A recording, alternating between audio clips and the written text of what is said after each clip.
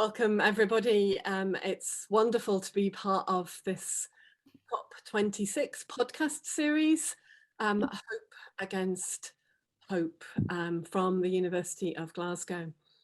My name is Alison Phipps and I hold the UNESCO Chair for Refugee Integration through Languages and the Arts in the School of Education at the University of Glasgow. And it's my absolute delight to be joined by our two UNESCO scholarship holders, Hyab Yohannes, Dr. Hyab Yohannes, and Hannah Thomas, who are joining me for a conversation today about hope. Hope beyond hope, hope against hope, hope sustained in the worst of times, in the hardest of times, in times where it felt like the world was ending over and over and over again. And both of them will speak to us about their work in the world. Hyab as an academic, as a survivor of trafficking and torture, as a community organizer and activist, and sustainer of the lives of many, many people.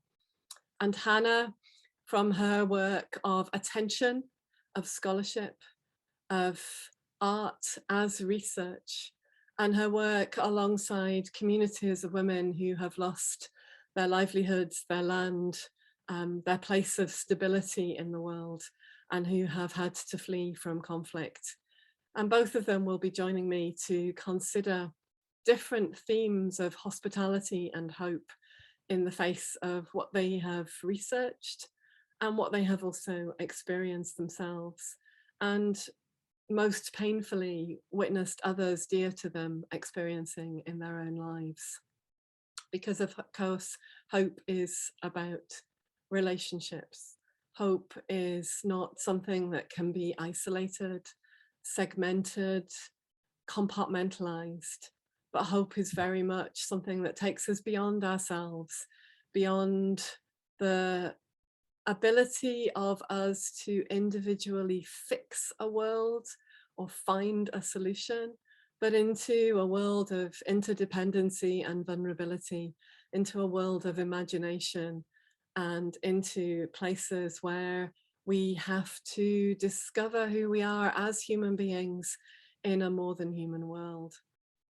So I'd like to start by bringing Hyab into conversation, and first of all, Hyab, to congratulate you on your doctorate that has recently been awarded. It's absolutely wonderful to have that that achievement within our work, but particularly for you and for the journey it's represented. And I'm just wondering if you might just begin by telling us a little about what that PhD was about. Thank you, Alison. Thank you for the kind words. Yeah, my PhD is basically about the plight of Eritrean refugees, and I ask questions like why Eritreans leave their country, where they are forced, why they are displaced, like involuntarily, and then I also look at the stories of people and their experiences in transit countries and in destination countries as well. And I see these stories as a journey that starts from Eritrea and then reaches here and throughout all these carceral spaces, whether it's inside Eritrea or at the borders or even in torture camps around in the transit countries, and even here in places like Calais, which are another carceral spaces. And all the way through your work here, you've been reflecting on carceral spaces, on spaces that people can't escape from. And carceral spaces are spaces where across the literature in the humanities, we see some of the greatest meditations on human suffering have been brought forth. You know, I'm thinking about the work of writers like Solzhenitsyn, like Václav Havel, thinking about the work of Gramsci, thinking about the work of Mandela, work that particularly men who have been leaders of political movements have been able to write from within those carceral spaces, and have been able to almost write hope back into the world from within that sense of imprisonment. And I'm just wondering, as we reflect on the fact that there is no planet B, there is no escaping from the hell on earth that we are creating, that means that we're all within a carceral space at this moment in time, that we don't know how to get out, where you have seen hope from those people who have been tortured, who have survived torturing and trafficking, who have been in carceral spaces, and then also from your own experiences of being in those places yourself, as someone who is a former refugee. Yeah, that's exactly so. And I also talk a lot about these kind of topics as well in my PhD. I think, as you correctly described it, the carcerality is now a condition of life for many people, if not for all of us. And I also write a little bit about the idea of us all becoming all refugees at the same time, because of these existential threats that we're facing, whether it's the the global warming, whether it's other nuclear kind of proliferations, and many other global threats as well. And this need is a kind of a systemic thinking. We needed to focus on global themes rather than specifically like labeling individuals or groups of people, whether they're refugees or asylum seekers or even other kind of categories. And we're in the moment where we need to think at the global levels with global teams and try to understand that these are all existential threats to all humanity, not just to a particular group of people. And when you're thinking about that, because these are really, grand, lofty aims that we have visiting our city at the moment, and what is it that you see in the specifics of how you have seen people surviving and keeping hope alive in the situations they found themselves in? Yeah, I think one of the things is that the things that are happening even now in Glasgow are completely removed from the lives of these individuals that I have been talking to. They never even know what was happening, and they don't even know these people. And even if they know something about these things, they know that all of that happening is against their own kind of to immobilize them, to incarcerate them, to stop them from reaching a places of safety and places of sanctuary. That's how many of these people that I was working, I perceive these kind of things. And it's very difficult to to talk to people who are in for instance in Libya or in other carceral spaces or torture camps about these kind of issues, because their lived condition themselves is just at the brink of death, and that they're completely removed from this kind of things, and that is the system that is completely removing them away from all these structures. Yeah. And so when you're in and with people who are in systems of imprisonment and systems of carcerality that are designed to prevent people from living and prevent people from moving, what is it that means that people are in a position to continue to find hope? Or maybe a more important question is, why should we even demand or expect hope from people who have been placed in these situations of absolute, abject hopelessness? Yeah, to start with your first question, I think if there is one thing that keeps people moving, I think it is the hope itself. Hope for many of them in those spaces might look like it's just a mere possibility of existing or living for a moment, but people still interdepend each other. Some of them are so resourceful. They rely on each other. They rely on their surroundings, on their neighbors, and it's not just that they're completely removed and they're just rightless individuals with no any resource or no power to change the stuff. They always work. They always try to survive and try to help others survive as well around them, and that's how they survive. That's how they establish these ideas of hope and possibility of a new life, or a possibility for a new life in a safe place. And that is being resourcefulness, and at the same time it's also it's also about making the state and all these violent structures less relevant to their lives, because they know that was not going to help them in many ways. They try to avoid borders, they try to avoid state agents, they try to avoid all these institutions to survive, and they're trying to be resourceful. They're trying to present themselves as if as a resistance power to these structures of the state. Yeah, but you just said, I think, two really important things that I want us to hold on to in this conversation. The first one was the way that you see people surviving by making the violence of the state less relevant to their lives. And the violence of the states less relevant to their lives. So trying as far as possible to live outside of the violence that's being perpetrated against them. And obviously when you're in a space that is carceral itself, in a space which is a torture camp or a detention center or a transit camp, you are surrounded all the time by the powerful violence of the state in all its manifestations. So I'd like to come back to you a bit later and maybe ask a bit about how people do that, because I think there's a lot we might want to learn for our own hope in relation to climate justice. But I also think you said something else, which was, and you said it almost as an aside there, Hyab, but you said, but people help each other.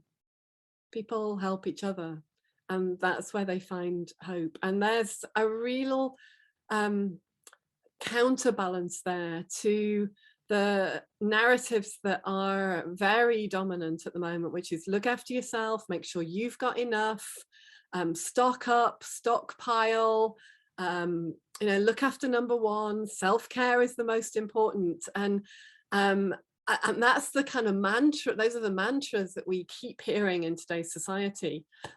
We keep hearing constantly when we raise the question of the refugee, we're full up, we haven't got enough room, we haven't got enough houses, we haven't got enough jobs, there isn't enough to share. And yet your narrative there from people in the worst of situations is that people help each other. Mutual aid, mutual care, that's what matters. Exactly. Yeah, exactly. That's how they manage to survive. And as you said, like for them, it's not a kind of individual survival. For them, it's a collective kind of endeavor to help each other to survive the tragedies that they're going through. For them, it's about rewriting their own stories, the stories that have been through, even if they are here in safe places, like in somewhere in Europe. But it's always about this translational kind of link, is where they call their friends and their family members back in those spaces and try to help them. It's a kind, they live in a kind of a chain of supporting each other. It's about this human to human relationality that helps them to survive, and they have developed this kind of web of supporters, even if they are very limited in terms of resources and what they can do. Thank you, Hyab. That's again another really powerful image of a chain or a web of resources and resourcefulness. And I know that a lot of the time when we're thinking about and looking at and studying the way in which the natural world sustains itself, it's about webs of relationships. It's about the entanglements of roots in each other, and the way in which that creates a stronger structure. So there's so much in what you're saying for us to think about and begin to tease out when we're thinking about how you might hope against hope. But I'd like now to turn to Hannah and to really follow on from what Hyab has just been saying, both about trying to find havens or spaces that are outside of the violence that visits people as refugees and through conflict and through persecution. And think a bit with you about the art that you have been producing with and alongside refugee women, and wonder if you think that idea of art acting as a haven is accurate for what you're trying to do with your work, or if there's more to it that you're involved in those relationships you've been developing. Yeah, thank you, Alison. I think, yeah, there is so much about the art projects that can create that safe space. That art can be what's described by a holding environment, like John Paul Lederach describes, about it being like a container and a safe space that where dignity is at, affirming individuals' dignity is at the forefront.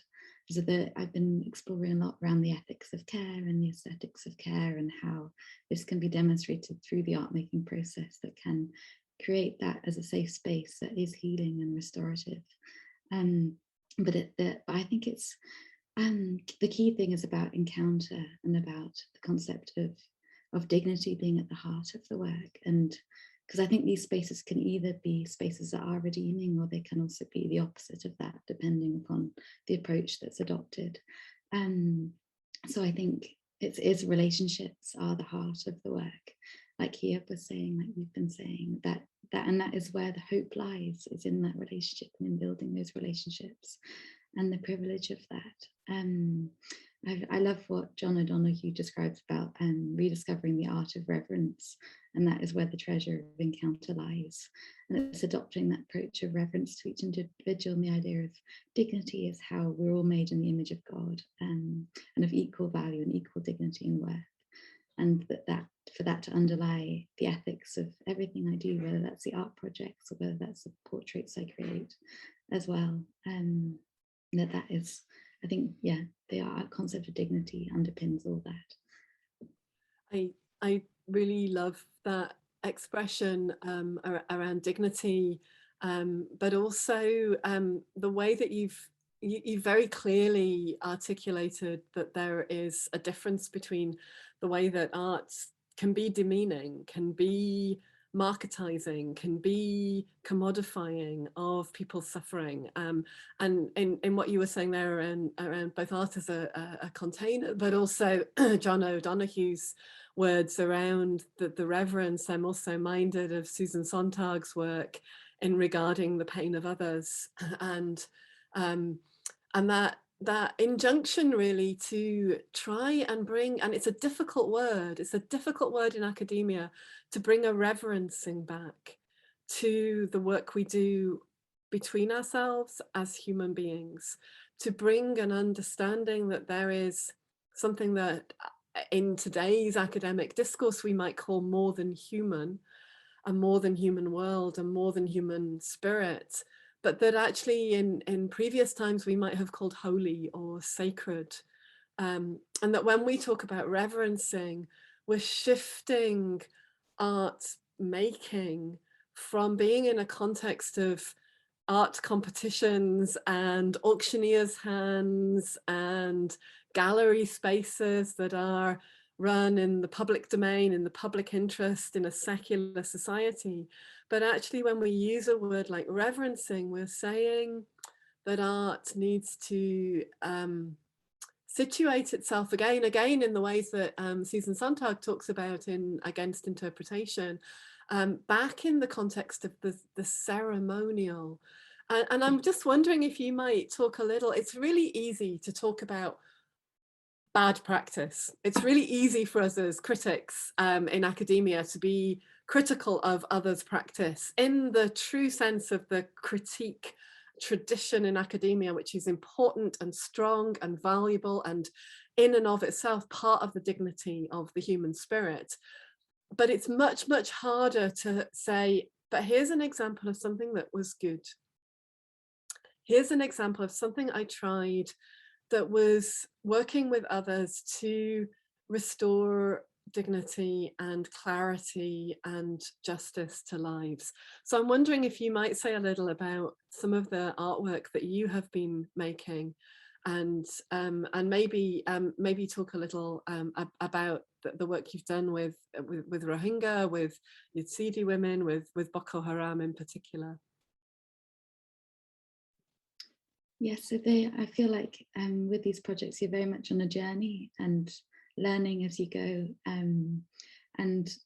but it's been an incredible privilege to work with the groups of women that you mentioned, all pre-COVID, so it feels a while ago now, but this story is still, and the learning is still there, and the opportunities will come again for more.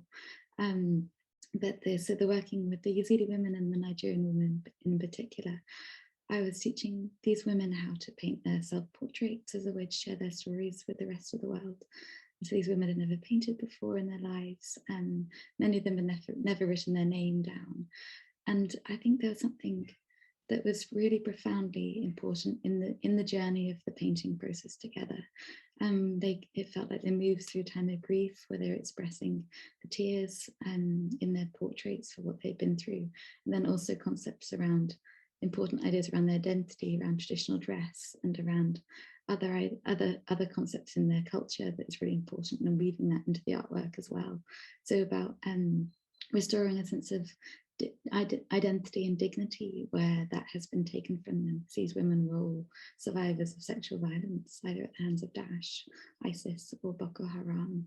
And also the concept of how there's so much stigma surrounding sexual violence. So creating a space where they could both express something of the trauma they've been through and move through that journey together, but also speak about it and feel heard and realize that they were not to blame. And I remember that was what the Nigerian women in particular said. They came here with heavy hearts but were leaving filled with joy, and they knew that they were not the ones to blame for what had happened to them, where they had been so isolated in their communities and experienced that rejection.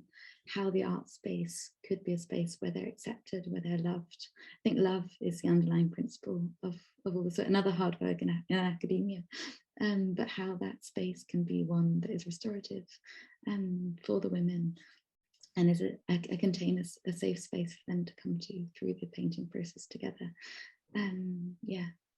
I mean, just picking up again on what Hyab was saying about mutual aid in particular, and I was just reflecting as you're using that word love, that mutual aid is within the Christian tradition, within Islam, within Judaism.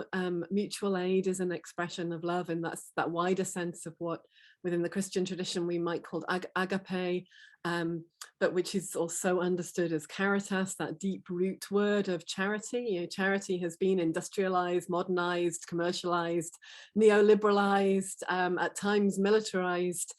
So it's really quite a perverted sense of what it might have been in the past. But some of what I think you're describing there, when people are seeing themselves, witnessing themselves, becoming fiercely self-witnessing to their own sense of a momentary restoration of their dignity, that this is really, really powerful, and that this act of self-witnessing, but also being able to witness others, is something that your art seems to be able to produce. And in enabling a space of witnessing, you have to push away the violence of the state, because that witnessing can't happen when violence is all around. And I just wonder if you might reflect a little more on that work of witnessing you're doing, witnessing when you're in the process of actually doing painting. And for those listening, you'll be able to see some of Hannah's exquisite paintings as part of this recording. Yeah, I think the role of art as witness is incredibly powerful, and the witness in particular. I think through my portrait paintings, I try to. It's for me, it's very much a reverent process, again, to use that word. I'm trained in icon painting methods, and early Renaissance painting techniques involve numerous layers of egg tempera and gold leaf, and so it's a very meditative process. So it's and it's one that's really rooted in Simone Weil's concept of attention, so the French philosopher Simone Weil, about attending to another, especially in their experience of suffering, and how that can bring healing and restoration. And the transform and the concept of attention as being a form, the highest form of attention as being prayer. And so using these sacred painting methods is a prayerful method, I find, for me, as a way to pour out my heart for the grief of the stories that I've heard from these women, of all that they have endured and their extraordinary resilience, and to create an image that somehow honors them, honors what they've been through, but also their beauty, their strength, their dignity, at the same time, as well as the stories of grief that they wanted to communicate through their own paintings as well. So how an image is still something I'm learning, but it's very much, even while I was painting, I would often cry. It's like a prayer of lament, really, is often how I've perceived the painting process, but an incredible honor and privilege as well. I think there's something really, because you're working within that quite stylized icon tradition of painting, there's something about the way that centuries of suffering and lamentation within a particular tradition are there to hold and to act as a very deep container of the work, and yet you're obviously developing that and yourself, but also still painting within those traditions of painting as prayer, as reverence, as attention, which again just shifts the intention from the space of commodification, of competition, of art school prizes, and changes something about the situating of that as aesthetic within a reverent context. And many would say that to be reduced to prayer is to be reduced to absolute hopelessness. And I just wonder whether that has been your experience of your work as prayer being something that has felt as though it's an expression of hopelessness to you. I wouldn't say hopelessness. I think when you meet the women and have heard their stories and their extraordinary resilience and able to overcome all that they've been through and continue to act with such grace, such kindness, I think you can't feel hopeless in those scenarios, no matter what injustice these women have endured, the unbelievable strength of the human spirit to overcome and to still have such humanity, such grace. I mean, I don't know how I would be after all that these women have been through, but I find the painting process itself is like a necessary journey of outpouring, of contemplating all that they've been through as well, to kind of internalize and pour out your heart for these women, for what they have been through. You cannot help but feel that grief, but it's not a hopeless thing, because I think you cannot feel hopeless when you meet individuals. And here there's another example of resilience, of all that he has come through and his extraordinary story and all the individuals that he knows and has worked alongside. I think you cannot help but feel incredible respect, and what a privilege it is to meet and be alongside. So yeah, such extraordinary strength of human spirit. There are just no words, I think. And I think the way that you're describing that as well, the strength of the human spirit that you have encountered, but also you've used the words lamentation and you've used the words joy, and Hyab has equally spoken in those terms. These are words from the extremes of within our own tradition, within the Christian tradition. These are words which are from the extremes of the Psalms, the pouring out of fury and lamentation and hopelessness and despair, at the same time as then also these songs of exaltation and praise and hope that we have there within our tradition, and that are found in the art that continues to be made within that tradition. And I wanted to turn to Hyab just because I know that you have sat with Hannah's paintings and you have meditated with them, and you've spoken at length with Hannah about her art and work, and that stories have come for you when you've been watching these. And I just wonder if you might reflect a little with Hannah on that experience of meeting Hannah's paintings and meeting people through her paintings, in terms of this web of relationships that are connected. Yeah, thank you, and thank you, Hannah, as well.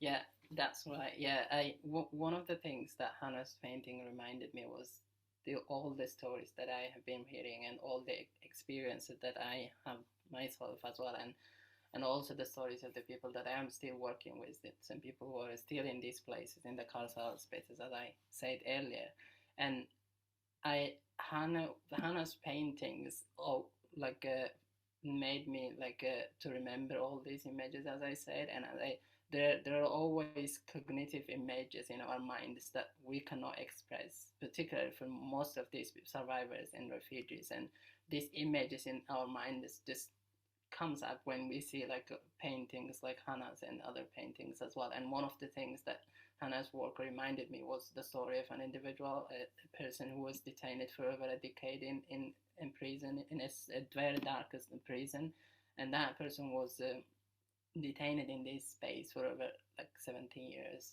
and the person didn't even know which year he was at the time. He didn't even have any sense of time. He couldn't even say when the year was after like being detained in there. And I was in that very close to him in another cell, and we were connecting. I heard him praying in his language, in his mother tongue, and I asked him whether we could pray together. And we see the prayer as if as a kind of as a medium for interconnectedness, for us to pray together and to share our experiences while we're still underground, underneath like 100 meters under the ground in prison cells. And that gave me an opportunity to listen to him and to tell him my story as well. But after I got released from there, because I had lots of resources and people supporting me and organizations supporting me, and then I tried to work on his own story, and I tried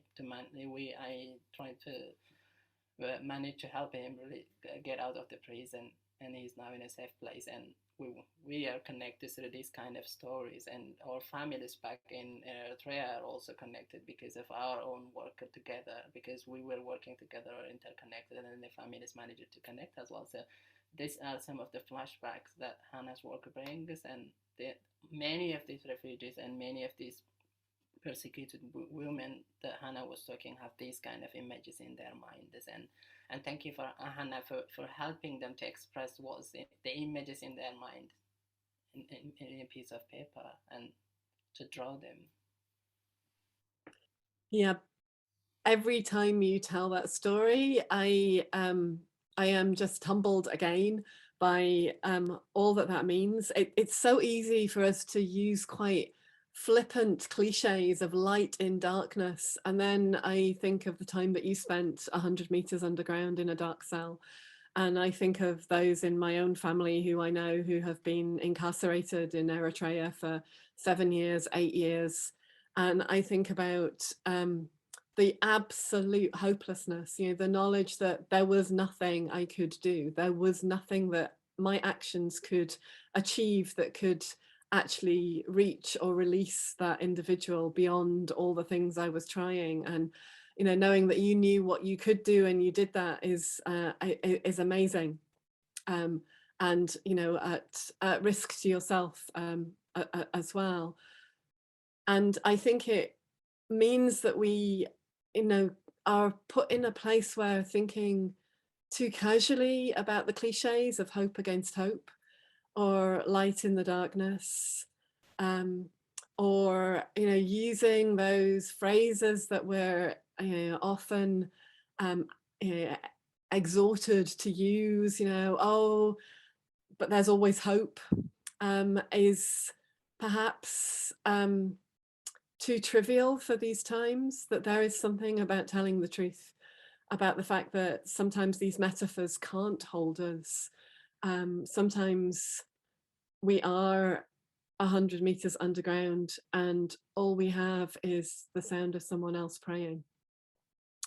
And sometimes we're sitting holding the story of someone who has been repeatedly raped and abused and violated, and who has lost everything and lost their children. And we are holding that story on the tip of a brush.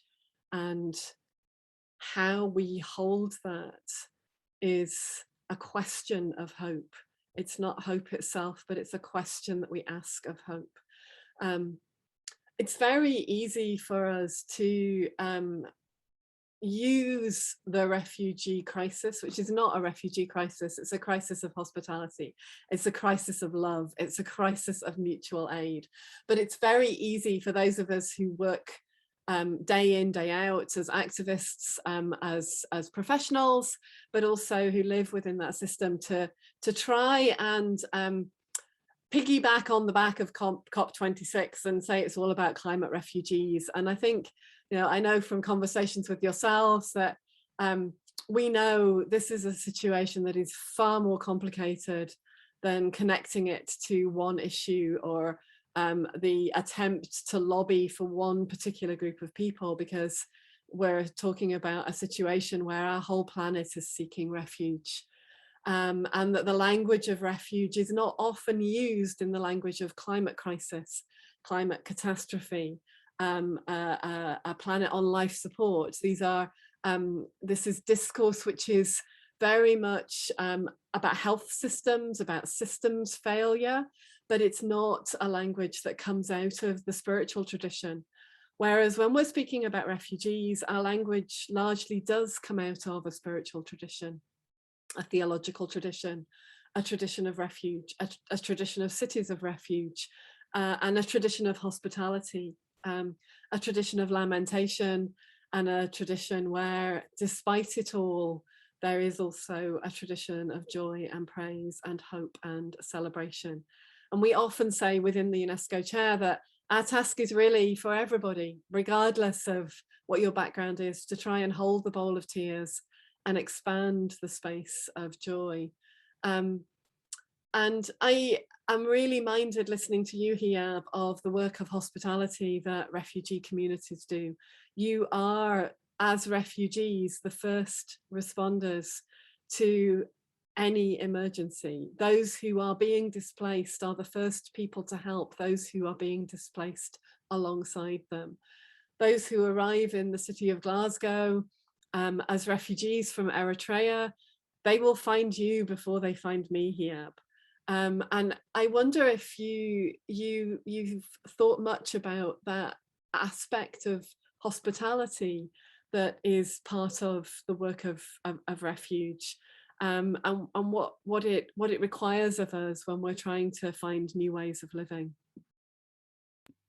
Yeah, thank you, Alison, for that question. Yeah, I think Agamben might help us to understand this kind of things. I always go back to Agamben when I see these kind of structures, because I think he brings some of the radical ideas into the fore, and Agamben talks about this idea of destituent power, where you destitute these violent structures that are around you, these structures that prevent us from living in safe environments and safely. And he mentions examples like the civil disobedience, the strikers. There are a lot of desertion, there are a lot of resistance that are happening around everywhere against all these structures, and these are part of what he calls the destituent power, a power that tries to destitute these kind of violent structures, the sovereign power, as he calls it. And the moment all these elements of the destituent come together in a kind of interconnectedness, is where I see hospitality is flourishing, where hospitality comes, where all these actors, not just the refugees, working together and being resourcefulness, but also with their neighbors, with the people around them, with the people who care about them, the people who are resisting all these structures that dehumanize these groups of people. And that's how I see where his hospitality is happening.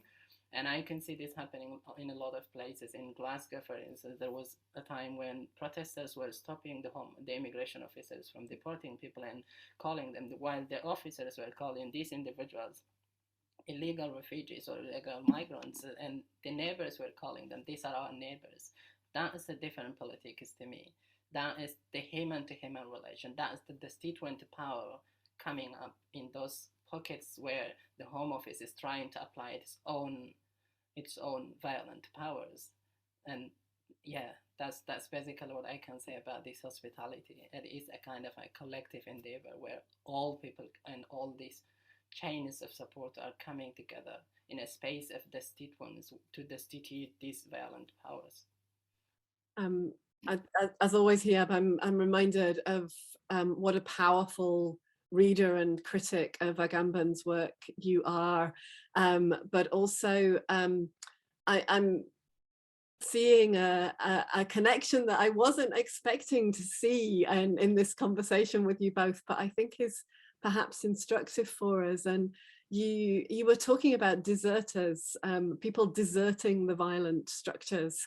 And, you know, we're about to see our city filled with deserters, people deserting the violent structures, people, you know, protesting, people deserting the ways which are deathly, the ways which are the carbon guzzling greed, and taking up a path of desertion from those towards something else. And of course, that's part of a really long tradition of entering a wilderness that is part of the Judeo-Christian tradition.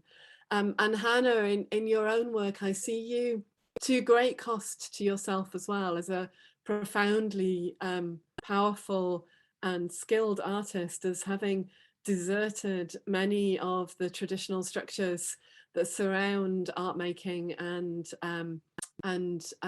the kind of adulation of art. And I've also seen it in the work of our colleague and affiliate artist Ian Campbell, ID Campbell, whose work is on display in Kelvin Grove Museum, who has painted these extraordinary paintings and then dipped them into the black paint. So again, he's not using light and darkness as metaphors here. What he's doing is something different. He's actually embracing the darkness as part of that tradition of the via negativa, the path of just walking into the wilderness in trust, which might just about be hope, that perhaps a new way of living will be found by having deserted, by having entered the desert, by having gone into the wilderness. And when I gave the inaugural lecture for this UNESCO chair with the team of people who came over from Ghana to join me in that, and the Heart Orchestra musicians, and we began our work, and we offered our thoughts together, one of the places I went to was to the words of the Desert Fathers, and one in particular where one of the fathers was visited by a rather grumpy disciple in the desert, saying, you know, I'm sitting there and my house is cold, and, you know, I can't get smoke up my chimney. And the father says, you have chased away hospitality, and therefore there can be no warmth, no light. And it strikes me that when we're looking for hope in darkness, we often try and take shortcuts. We want it to be, well, I'm now released from prison, therefore everything's going to be all right. And yet what we know from Hyab's testimony and from the testimony of so many refugees is it's a long walk through a wilderness of a lot of pain and loss and despair. But that there is something that can be made in that process with others and alongside others. And that just being connected in relationships, being determined to have conversations like our own, is perhaps, if not hope itself, then the place, the ground where we might begin to tend the soil in such a way that there can be enough fertility for hope to grow.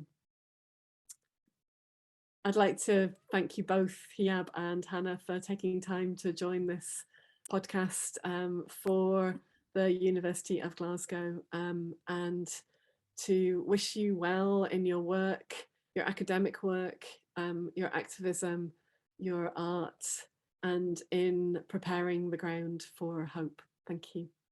Thank you. Thank you.